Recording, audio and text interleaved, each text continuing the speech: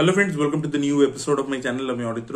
তো gangs of Wasseypur আপনারা আশা করি সবাই দুটো পার্ট দেখেছেন এবং একবার শোনা গেছিল যে থার্ড পার্ট হতে চলেছে বা 1.5 হবে, এই ধরনের আপডেটস আমরা পেয়েছিলাম। তারপর তো অনুরাগ কাশ্যপ জানিয়েছিলেন যে না, তারা মানে এর পরবর্তীতে কোনো পার্ট বানাবে না। তো কাল্ট স্টেটাস পেয়েছে গ্যাংস অফ ওয়াসেপুর।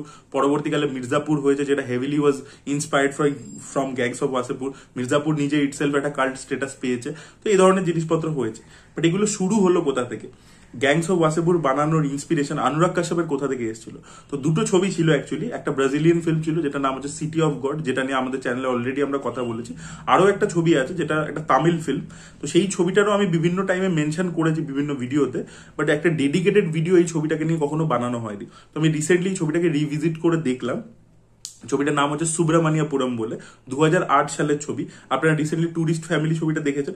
তার যে নায়ক যে বাবার চরিত্রটা করছে শশী কুমার, যাকে আপনারা বহু তামিল ছবিতে দেখেছেন। তো সেই শশী কুমার এই ছবিটাতে অ্যাক্টিং করেছিল এবং ছবিটার ডিরেকশনও তিনিই দিয়েছিলেন আর কি।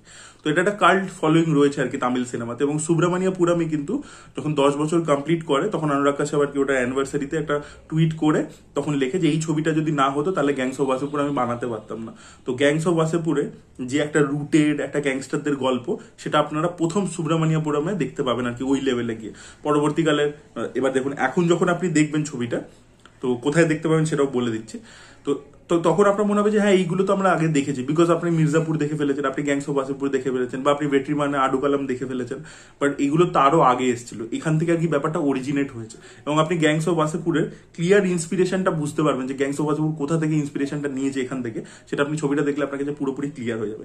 তো ছবিটা ইউটিউবে হিন্দি ডাবে অ্যাভেলেবেল আছে, বাট আমি হিন্দি ডাবিং ভার্সনটা দেখতে আপনাদেরকে বারণই করবো, বিকজ আপনি ফিলটা পাবেন না। এবং ইউটিউবের ভার্সনটাতে ওরা কেটে ছোট করে দিয়েছে ছবিটাকে, মানে ট্রিম করে দিয়েছে আর কি। তো ইউটিউবের ভার্সনটা দেখবেন না। ZEE5 এ অ্যাভেলেবেল আছে, সেখানে তেলেগুতে আছে ছবিটা, বাট ইংলিশ সাবটাইটেলস রয়েছে, ঠিক আছে। তো ওখানে ওটার নাম হচ্ছে আন্থাপুরম বলে, ডাবিং হয়েছিল তেলেগুতে। তো সেখানে আপনারা আন্থাপুরম বলে ছবিটা পেয়ে যাবেন ZEE5 এ। আর এছাড়া অ্যামাজন প্রাইমেও রয়েছে, তো সেখানেও আপনারা গিয়ে দেখতে পারেন। তো এই তিনটে প্ল্যাটফর্মে অ্যাভেলেবেল আছে।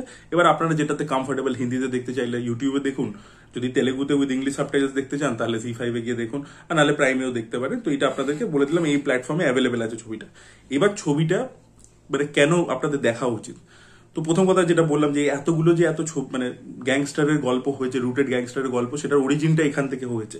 মানে এইটা আর কি প্রথম ওই গল্পটাকে বলেছে, ওই মিলুটাকে যেভাবে তৈরি করেছে। তিনটে বন্ধুর গল্প আমরা দেখতে পাচ্ছি, যারা বেকার আর কি, কিছু সেরকম করে না, কোনো গন্ডগোলের মধ্যে জড়িয়ে যায়। এবং তার পরবর্তীতে ওইখানে সামুথি রাকানির একটা ক্যারেক্টার আছে, যে ওই পাড়ার আর কি, ওর বাবা একটা টাইমে পলিটিশিয়ান ছিল, এখন সে রিটায়ার করে গেছে, তো তার ছেলে। তো সে এদেরকে কন্টিনিউসলি হেল্প করে। এবার একটা টাইমের পরবর্তীতে সামুথি রাকানি এদেরকে বলে যে তোমরা আমার হয়ে একটা মার্ডার করো। এবার এরা মার্ডারটা করে। এবার এই যে সাধারণ তিনটে ছেলে যারা এরকম চায়ের দোকানে বসে আড্ডা মারতো, লাইফে কিছু সেরকম অ্যাসাজ করতো না, বাট সাধারণ ছিল, তারা সেখান থেকে কিভাবে গ্যাংস্টার হচ্ছে, ঠিক আছে। এবং গ্যাংস্টার হওয়ার পরবর্তীতে কিভাবে আরো জিনিসটা ডার্কে, মানে একটা ডার্ক ক্রাইম ওয়ার্ল্ডের দিকে চলে আছে। এবং তারপরে কিছু টুইস্ট অ্যান্ড টার্নস রয়েছে শেষের দিকে ছবিটা, সেগুলো কিন্তু একদম চমকে দেবে। কিছু ক্যারেক্টারকে নিয়ে ক্লাইম্যাক্সের দিকে এমন টুইস্ট রয়েছে যেটা আপনি এক্সপেক্টই করবেন না, যে আচ্ছা ভাই এরকম একটা টুইস্ট দেখতে, মানে আপনি এক্সপেক্টই করবেন যে এই ক্যারেক্টারটা এই ওয়েতে বিহেভ করবে। তো সেই জিনিসপত্রগুলো, বিট্রেয়াল, রিভেঞ্জ, সেগুলো কিন্তু রয়েছে, যেগুলো খুবই কমার্শিয়াল এলিমেন্ট। এবং তার সাথে একটা প্রেমের দিকও রয়েছে। ছবিটার প্রথম দিকটা কিন্তু অনেকটা প্রেমের দিক আর কি। একটা বন্ধু ওই সামুথি রাকানির বাড়িরই আর কি দাদার মেয়ের সাথে তার প্রেম চলছে। তো সেই জিনিসপত্রগুলো আমরা দেখতে পাই। তো একটা কমার্শিয়াল ফ্লেভার ডেফিনেটলি পুরো গল্পটার মধ্যে একটা কমার্শিয়াল ফ্লেভার থ্রু আউট রয়েছে। আর বাকিটা হচ্ছে যে ওই রুটেড যে ব্যাপারটা, আর একটা আনএক্সপেক্টেডনেস, আপনি এক্সপেক্ট করছেন না যে এইটা হবে, ঠিক আছে, সেটাই হয়ে যাচ্ছে আর কি গল্পটার মধ্যে। সেই জিনিসটা কিন্তু মজা দেবে আপনাদেরকে। এবং যেভাবে জেল ইত্যাদিগুলোকে দেখিয়েছে, আপনি পরবর্তীকালে দেখতে পাবেন যে ভেট্রিমানের যে ছবি এসেছে পরবর্তীকালে ভাড়া চেন্নাই 2018 সালে, সেটাতেও মানে জেলটাকে যেভাবে দেখাচ্ছে, সেটারও ক্লিয়ার ইন্সপিরেশন সুব্রমণিয়াপুরমের থেকে আছে। সেই জিনিসপত্রগুলো দেখতে পাবেন। তো খুবই ভালো পারফরমেন্সেস, খুব ভালো। এবং এই বন্ধুদের মধ্যে বন্ডিং ইত্যাদি, প্রথম দিকটা ছবিটা খুব ফান একটা, মানে মার্টিন স্কোরসেসির ইন্সপিরেশন আছে।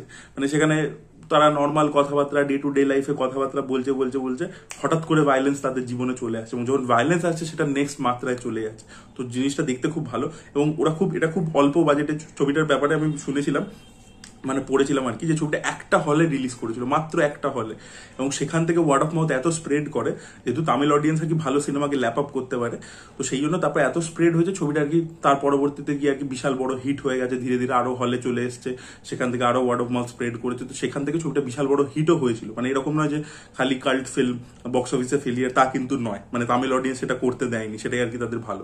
তো সবকিছু মিলে ছবিটা মানে যেভাবে শুট করা হয়েছে না, যেভাবে খুব রিয়েলিস্টিক ভাবে, এবং মেকার্স না ডকুমেন্টারি দেখেছে, এই আপনারা সিনেমাটা দেখে নিন। তারপরে ভারতবাজ রঙ্গন এই শশী কুমারকে একটা ইন্টারভিউ করেছে গালাটা প্লাসে, যেটাতেও সাবটাইটেল আছে, তামিলেই করেছে ইন্টারভিউটা, বাট সেটাতেও সাবটাইটেলস আছে।